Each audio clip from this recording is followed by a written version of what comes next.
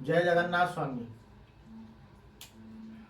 भक्तों, आज मैं आप सबसे एक विशेष प्रार्थना करना चाहता हूँ कि भक्तों, आप ही के तरह से दूसरे भी इंसान हैं जो कि ईश्वर ने आपको अक्ल दी है, बुद्धि दी है, संपत्ति दी है, दौलत दी है, हर प्रकार की शोहरत दी है।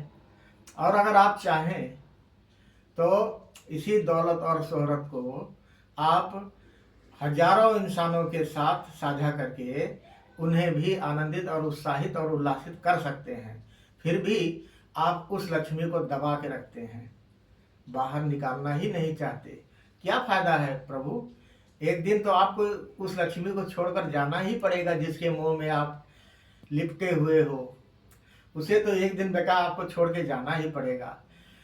मैं कभी कभी जब बाहर निकलता हूँ, बस्तियों में देखता हूँ कि कितने हैं बेचारे शहर में आते हैं नौकरी के लिए, लेकिन नौकरी नहीं पाते, काम नहीं पाते, एक टाइम खाना खाने को पाते हैं, एक टाइम नहीं पाते।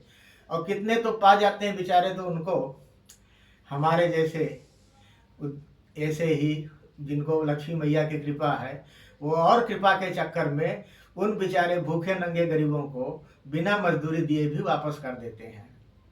उनका वो एक दिन की मजदूरी तो उनका खा लिए, लेकिन जिंदगी भर का श्राप उनका ले लिए। वो उससे उनका कुछ बिगड़ना नहीं है, लेकिन फिर भी लोभ है जो कि इंसान को विचलित करती है। इसलिए भगवान, आप सभी नारायण के अंश हो, आप सभी नारायण के स्वरूप हो। मानवता ही नारायण का अंश है और नारायण का स्वरूप है। इसलिए प्रभु, सबको एक भाव से देखिए। मैं ये नहीं कहता हूँ कि किसी गरीब के लिए आप अपना बैंक का बैलेंस खोल दो, नहीं। उस गरीब को और प्रताड़ित तो मत करो, उसकी जो उचित मूल्य है उसे तो कम से कम दो। वो तो अपने उचित मूल्य से, अपने ही हिसाब से नमक रोटी या जैसे भी हो अपना गुजारा तो कर लेगा।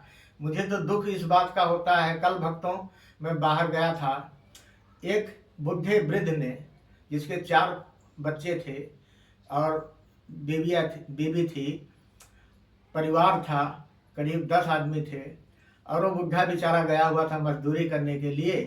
तो शायद हो सकता है कि कोई बालू का या किसी मसाले का टोकरा उस बुढ़े से गिर गया, और उसी गुस्से में उस मालिक ने उसे 2 थप्पड़ मारा और पैसा भी नहीं दिया, भगा दिया। इधर सुबह से बैठे हुए हैं कि आज हमारे पिताजी का काम लगा हुआ है, या कि काम के लिए गए हुए हैं, कुछ कमा के ले आएंगे राशन पानी तो यहाँ भोजन बनेगा।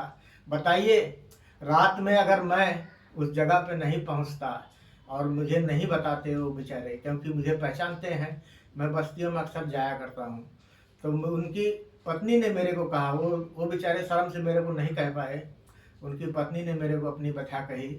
तो मैं तो साधु संत फकीर आदमी हूँ, मेरे पास तो वैसे भी नहीं रहता है, लेकिन भगवान ने जो भी दिया था मैं उनकी सहायता करके आया। तो मैं सभी बंधुओं से ये प्रार्थना करना चाहता हूँ कि माँ लक्ष्मी अगर आप पर कृपा की है और आप उसके बाद भी ठग रहे हो किसी को, तो ठगिए मत, क्योंकि रहीम जी ने कहा है, रहिए रहीमन आप ठगाइए और न ठगिए कोई। इसको जान लीजिए, आप अगर किसी को ठगते हैं तो सहस्त्रों जन्मों तक उस क्रिया को आपको निभाना पड़ेगा। और जैसे ये गरीब आप के सामने तड़पता हुआ चला आया, उसी तरह किसी दिन आपको भी तड़पना पड़ेगा। तो भक्तों, इसलिए सभी भक्तों से ये प्रार्थना है कि किसी गरीब का अंश ना मारें, किसी गरीब की रोजी रोटी पर लात मत मारें। अगर उसको आप रोजी रोटी दे नहीं सकते हैं तो उसकी रोजी रोटी छीनिए मत। अगर किसी मजदूर को ले आए हैं अपने घर पे मजदूरी करवाने के लिए, तो आप उसको उसकी मजदूरी से ज़्यादा नहीं दे सकते हैं। भगवान ने आपको दिया है, अगर हो सके तो कुछ कपड़े लत्ते या कुछ भी आप उसको दान भी कर सकते हो गरीब को। लेकिन अगर ऐसा कुछ नहीं करते हो तो कम से कम उसका उचित मूल्य तो आप उसको दे दो, उसकी मजदूरी तो दे दो।